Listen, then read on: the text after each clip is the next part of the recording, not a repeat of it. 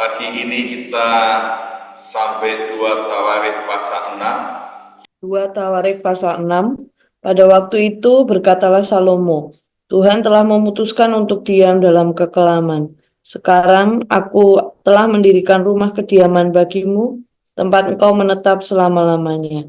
Kemudian berpalinglah raja lalu memberkati seluruh jemaah Israel. Sedang segenap jemaah Israel berdiri, ia berkata, terpujilah Tuhan Allah orang Israel yang telah menyelesaikan dengan tangannya apa yang difirmankannya dengan mulutnya kepada Daud ayahku demikian. Sejak aku membawa umatku keluar dari tanah Mesir, tidak ada kota yang kupilih di antara segala suku Israel untuk mendirikan rumah di sana sebagai tempat kediaman namaku.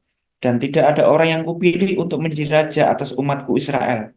Tetapi kemudian aku memilih Yerusalem sebagai tempat kediaman namaku dan memilih Daud untuk berkuasa atas umatku Israel. Ketika Daud ayahku bermaksud mendirikan rumah untuk nama Tuhan Allah Israel, berfirmanlah Tuhan kepadanya, engkau bermaksud mendirikan rumah untuk namaku dan maksudmu itu memanglah baik. Hanya bukanlah engkau yang akan mendirikan rumah itu, melainkan anak kandungmu yang akan lahir kelak. Dialah yang akan mendirikan rumah itu untuk namaku. Jadi Tuhan telah menepati janji yang telah diucapkannya. Aku telah bangkit menggantikan Daud ayahku dan telah duduk di atas tahta kerajaan Israel, seperti yang difirmankan Tuhan. Aku telah mendirikan rumah ini untuk nama Tuhan Allah Israel dan telah menempatkan di sana tabut yang memuat perjanjian yang telah diikat Tuhan dengan orang Israel. Kemudian berdirilah ia di depan mezbah Tuhan di hadapan segenap jemaah Israel, lalu menadahkan tangannya. Karena Salomo telah membuat sebuah mimbar tembaga yang panjangnya 5 hasta, lebarnya 5 hasta, dan tingginya 3 hasta, yang ditaruhnya di halaman, ia berdiri di tengahnya, lalu berlutut di hadapan segenap jemaah Israel, dan menadahkan tangannya ke langit, sambil berkata, Ya Tuhan Allah Israel, tidak ada Allah seperti Engkau di langit dan di bumi. Engkau yang memelihara perjanjian dan kasih setia kepada hamba-hambamu yang dengan segenap hati hidup di hadapanmu. Engkau yang tetap berpegang pada janjimu terhadap hambamu Daud ayahku, dan yang telah menggenapi dengan tanganmu apa yang kau firmankan dengan mulutmu, seperti yang terjadi pada hari ini. Maka sekarang ya Tuhan Allah Israel, peliharalah apa yang kau janjikan kepada hambamu Daud ayahku, dengan berkata, keturunanmu tak akan terputus di hadapanku, dan tetap akan duduk di atas tahta kerajaan Israel, asal anak-anakmu tetap hidup menurut hukumku, sama seperti engkau hidup di hadapanku. Maka sekarang ya Tuhan Allah Israel, biarlah terbukti kebenaran firman-Mu yang telah Kau ucapkan kepada hambamu Daud. Tetapi benarkah Allah hendak diam bersama dengan manusia di atas bumi? Sesungguhnya langit, bahkan langit yang mengatasi segala langit pun tidaklah dapat memuat Engkau, terlebih lagi rumah yang Kau dirikan ini. Maka berpalinglah kepada doa dan permohonan hambamu ini ya Tuhan Allahku. Dengarkanlah seruan dan doa yang hambamu panjatkan di hadapanmu ini. Kiranya matamu terbuka terhadap rumah ini siang dan malam, terhadap tempat yang kau katakan akan menjadi kediaman namamu. Dengarkanlah doa yang hambamu panjatkan di tempat ini. Dan dengarkanlah permohonan hambamu dan umatmu Israel yang mereka panjatkan di tempat ini, bahwa Engkau juga yang mendengarnya dari tempat kediamanmu dari surga. Dan apabila engkau mendengarnya, maka engkau akan mengampuni. Jika seseorang telah berdosa kepada temannya, lalu diwajibkan mengangkat sumpah dengan mengutuk dirinya, dan ia datang bersumpah ke depan mezbahmu di dalam rumah ini, maka engkau pun telah mendengar dari surga dan bertindak serta mengadili hamba-hambamu, demi membalas perbuatan dan membenarkan orang dengan membalaskan kepadanya sesuai dengan kebenarannya. Apabila umatmu Israel terpukul kalah oleh musuhnya karena mereka berdosa kepadamu, kemudian mereka berbalik dan mengakui namamu, dan mereka berdoa dan memohon di hadapanmu di rumah ini, maka engkau pun kiranya mendengar dari surga dan mengampuni dosa umatmu Israel, dan mengembalikan mereka ke tanah yang telah kau berikan kepada mereka dan nenek moyang mereka. Apabila langit tertutup, sehingga tidak ada hujan, sebab mereka berdosa kepadamu, lalu mereka berdoa di tempat ini dan mengakui namamu dan mereka berbalik dari dosanya, sebab engkau telah menindas mereka, maka engkau pun kiranya mendengarkannya di surga dan mengampuni dosa hamba-hambamu, umatmu Israel, karena engkaulah yang menunjukkan kepada mereka jalan yang baik yang harus mereka jalani, dan engkau kiranya memberikan hujan kepada tanahmu yang telah kau berikan kepada umatmu menjadi pusaka. Apabila ada kelaparan di negeri ini, apabila ada penyakit sampar, hama dan penyakit gandum, belalang dan belalang pelahap, apabila musuh menyisakkan mereka di salah satu kota mereka, apabila ada tulah atau penyakit apapun, Lalu seseorang atau segenap umatmu Israel memanjatkan doa dan permohonan di rumah ini dengan menadahkan tangannya, karena mereka masing-masing mengenal tulahnya dan penderitaannya sendiri. Maka engkau pun kiranya mendengar dari sorga tempat kediamanmu yang tetap, dan kiranya engkau mengampuni dan membalas kepada setiap orang sesuai segala perbuatannya, karena engkau mengenal hatinya. Sebab engkau sajalah yang mengenal hati anak-anak manusia, supaya mereka takut akan engkau dan mengikuti segala jalan yang engkau tunjukkan selama mereka hidup di atas tanah yang telah kau berikan kepada nenek moyang kami. Juga apabila seorang asing yang tidak termasuk umatmu Israel datang dari negeri jauh oleh karena namamu yang besar, tanganmu yang kuat dan lenganmu yang teracung, dan ia datang berdoa di rumah ini, maka engkau pun kiranya mendengar dari surga, dari tempat kediamanmu yang tetap, dan kiranya engkau bertindak sesuai dengan segala yang diserukan kepadamu oleh orang asing itu, supaya segala bangsa di bumi mengenal namamu, sehingga mereka takut akan engkau sama seperti umatmu Israel, dan sehingga mereka tahu bahwa namamu telah diserukan atas rumah yang telah kudirikan ini. Apabila umatku keluar untuk berperang melawan musuh-musuhnya ke arah manapun engkau menyuruh mereka, dan apabila mereka berdoa kepadamu dengan berkiblat ke kota yang telah kau pilih ini dan ke rumah yang telah kudirikan bagimu, bagi namamu, maka engkau kiranya mendengar dari sorga doa dan permohonan mereka, dan engkau kiranya memberikan keadilan kepada mereka.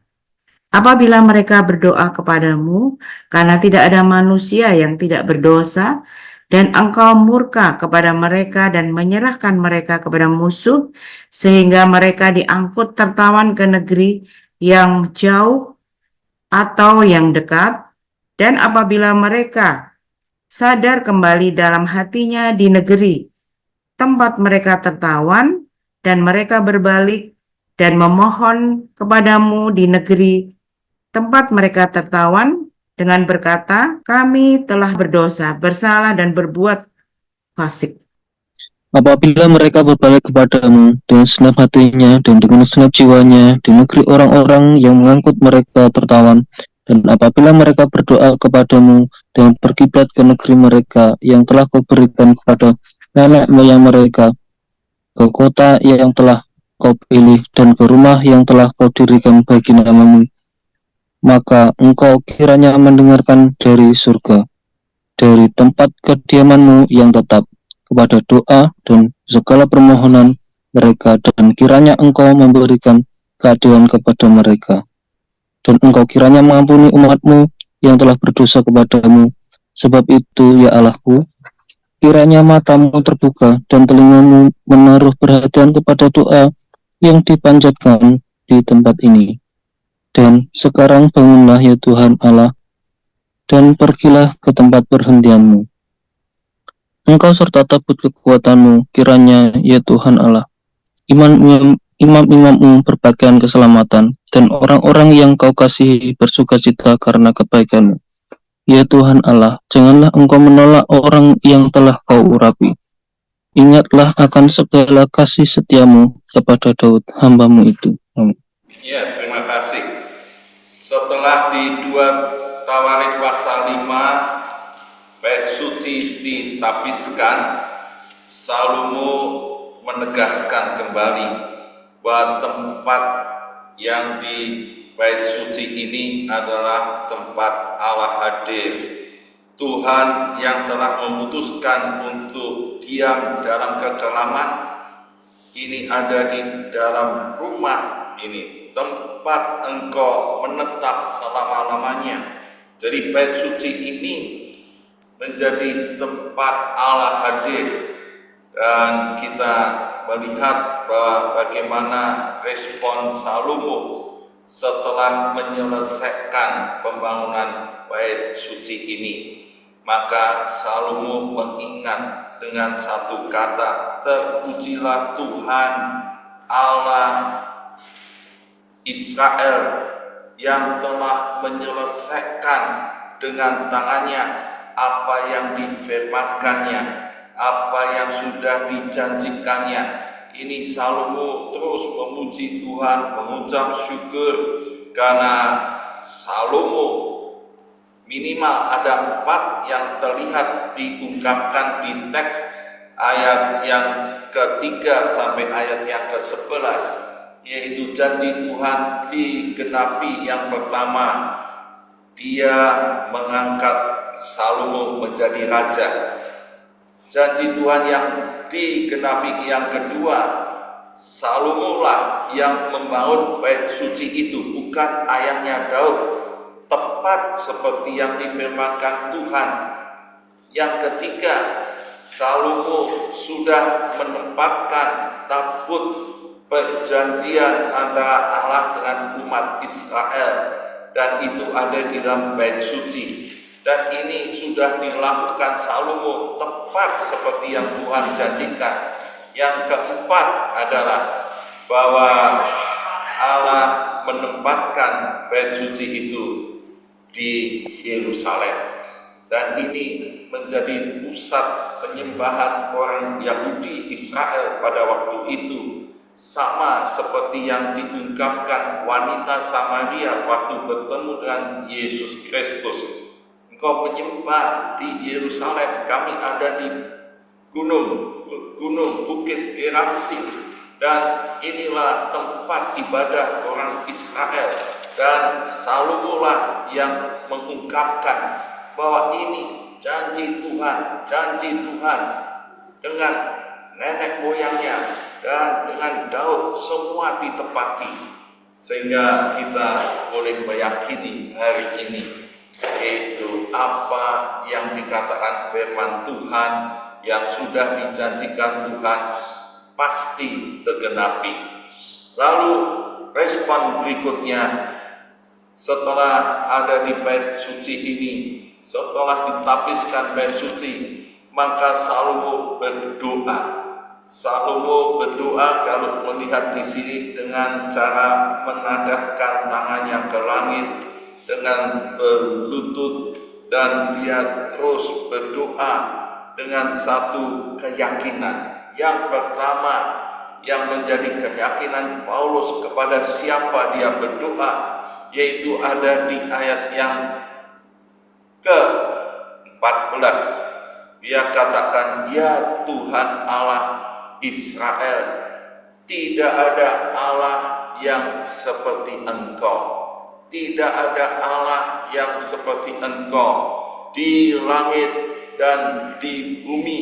Engkaulah yang memelihara perjanjian dan kasih setia kepada hamba-hamba ini. Dan pengenalan Salomo waktu berdoa tidak kabur kepada siapa dia berdoa, tidak bias kepada siapa dia berdoa, tapi dengan tepat, dengan jitu pengenalan yang benar di dalam Allah Israel, satu-satunya yang penuh kasih setia, yang tetap berpegang pada janji Tuhan. Ini yang kita yakini. Jadi kita melihat antitipenya di dalam perjanjian baru itu jelas, kehadiran Allah di dunia ini ada di dalam Yesus Kristus. Yesus hadir di dunia ini karena persekutuan dengan Allah bukan di Yerusalem, bukan di Bukit Gerasim, bukan di tempat-tempat yang menjadi tempat ibadah, tapi kehadiran Allah ada di dalam Yesus Kristus, dan orang yang percaya pada Yesus Kristus ialah bait Roh Kudus, bait suci yang didiami Roh Kudus, sehingga pada waktu dia berdoa dia bisa mengenal Allah karena dia mengenal Yesus Kristus. Yesus Kristus mengatakan dengan jelas, kalau kau melihat aku, engkau melihat Bapa, karena Yesus dengan Bapa satu. Kehadirannya ini terwujud dengan nyata di bumi ini, sehingga Tuhan Yesus memastikan dengan pasti doa orang yang percaya pada Yesus,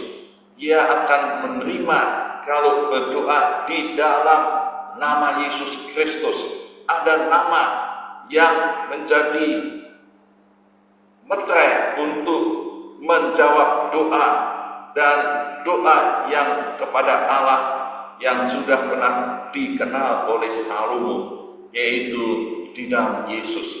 Ini yang ada pada waktu tipenya itu di Salomo. Dia berdoa pada siapa itu jelas, dan permohonannya Salomo dalam doa itu juga jelas, yaitu apa yang dia mohon, yaitu kiranya matamu terbuka siang malam. Di bait suci ini biarlah Tuhan terbuka matanya siang dan malam, dan ini terbuka dengan terus menerus, tidak henti-hentinya. Tuhan itu peduli kepada umatnya, dan selalu mohon, Tuhan dengarkanlah doa hamba-Mu, dan dengarkanlah doa umat-Mu Israel. Kalau dia datang di bait suci, dengar doanya. Inilah yang dimohon oleh Salomo. Engkaulah mendengar mereka, maka engkau akan mengampuni, dan inilah yang dimohonkan. Lalu apa yang perlu dijawab Tuhan? Apa masalah yang bisa diungkapkan di dalam doa umatnya, doa orang-orang yang percaya pada Allah Israel ini? Kita bisa melihat tabel dari ayat 22 sampai 38, bagaimana Salomo mengungkapkan hal-hal yang menjadi masalah, sering menjadi persoalan di umat Israel. Yang pertama, jika seorang telah berdosa kepada temannya, lalu diwajibkan mengangkat sumpah dengan mengutuk dirinya dan seterusnya, ini biarlah Tuhan mendengar. Dan kalau orang-orang Israel ini terpukul kalah oleh musuhnya di ayat 24, kalau tidak ada hujan, ada kekeringan, tidak ada panen, dan ada kelaparan, ada penyakit sampar di ayat 28, dan sampai Salomo dalam permohonan doanya ini mengingat misi Allah, bahwa doa tidak untuk orang Israel saja, tapi doa yang dijawab yaitu juga untuk orang asing. Orang asing diungkapkan di ayat yang ke-32. Kalau orang asing itu datang dengan permohonan kepada Allah Israel, biarlah Tuhan mendengar mereka, dan mereka datang. Biarlah Allah yang dari surga juga mendengar mereka. Artinya doa orang yang datang pada Tuhan, Allah terbuka siang malam. Yang datang kepada Dia, Allah mau mendengar kalau dia mencari Tuhan dan ada di dalam Tuhan.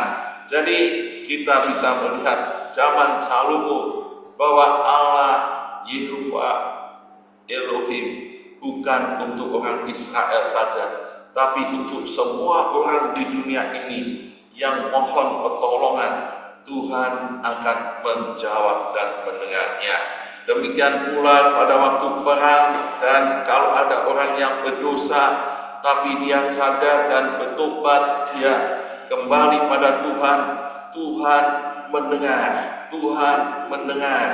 dan kita bisa melihat ada dua tujuan yang diungkapkan Salomo. Kalau Tuhan sudah mendengar, maksud dan tujuan Allah itu apa kalau dia menjawab, sehingga kita bisa tahu kalau kita berdoa pada waktu mengalami kesulitan, masalah, kekalahan, atau ya dalam pekerjaan sedang ini dalam masalah, kalau dijawab Tuhan, perlu ingat dua maksud dan tujuan Salomo untuk orang-orang yang dijawab doanya. Yang pertama yaitu ada di ayat yang ke-31, supaya mereka takut akan Engkau, akan Tuhan, dan mengikuti segala jalan yang Kau tunjukkan kepada mereka, hidup di atas tanah yang telah Kau berikan kepada nenek moyangmu. Ya, kita tahu yang pertama, kalau doa umat Israel ini dijawab Tuhan, supaya semakin takut dan semakin taat kepada Tuhan. Ini untuk orang Israel. Tapi kalau untuk orang asing, kita bisa melihat kalau ini orang-orang asing yang datang kepada Tuhan dan mereka ini dijawab doanya, yaitu supaya mereka mengenal yaitu mengenal Allah. Dan inilah yang dimaksud, supaya mereka ini mengenal Tuhan Allah yang disembah orang-orang Israel, bahwa Engkau ya ini menjawab doanya, namamu telah diserukan atas rumah ini, supaya segala bangsa di bumi ini mengenal namamu, supaya mengenal nama Tuhan. Sehingga inilah maksud dan tujuan kalau doa itu didengar Tuhan. Biarlah mereka yang menjadi orang asing datang bisa boleh mengenal Allah di dalam Yesus Kristus. Ini ada di pasal 6 dua tawarikh ini, dan kita bisa melihat amanat teksnya. Yang pertama, janji Tuhan itu pasti dikenapi untuk umatnya. Yang kedua, Tuhan mendengar permohonan doa umatnya, siang malam terbuka, supaya orang-orang yang dijawab doanya semakin takut Tuhan, semakin taat Tuhan. Jadi aplikasinya, apakah saya yakin setiap janji Tuhan dalam Alkitab?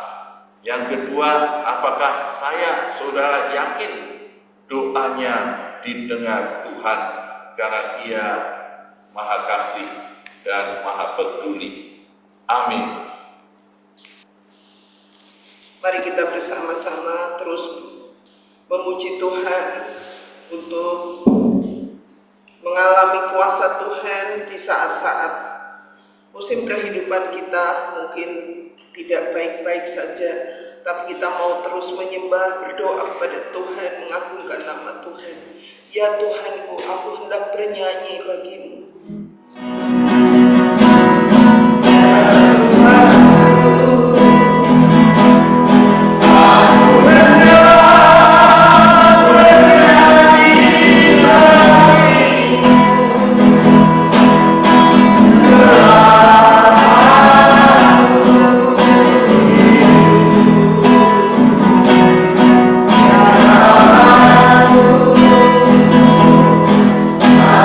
Hallelujah.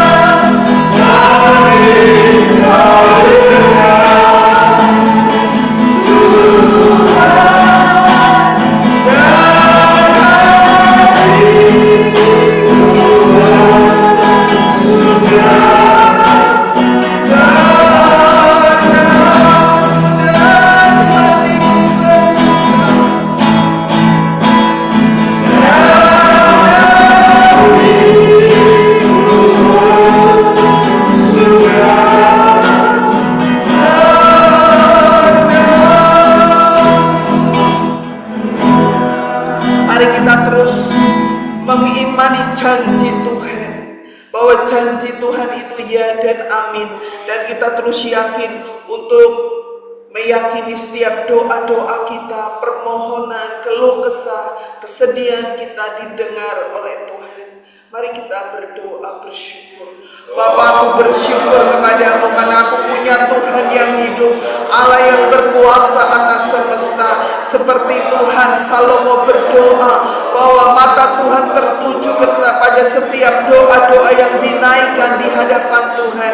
Demikian pagi hari ini kami meyakini janji Tuhan bahwa setiap doa-doa kami, setiap kerinduan kami, setiap keluh kesah kami didengar, ditampung di kirbat-Mu, sehingga Tuhan pagi hari ini kami yakin Tuhan menolong setiap pergumulan kami, Tuhan menjawab setiap doa kami, yang sakit disembuhkan, yang lemah dikuatkan, yang tawar diberi semangat yang baru, yang kehilangan yang kehilangan pengharapan, Tuhan berikan pengharapan yang baru. Kami percaya Tuhan, Engkau Allah yang hidup, waktu-Mu Tuhan yang terbaik bagi kami. Biarlah Tuhan perkenanan-Mu nyata atas setiap doa-doa yang kami naikkan pagi hari ini. Terima kasih Tuhan, di dalam nama Yesus kami berdoa, kami mengucap syukur kepadamu.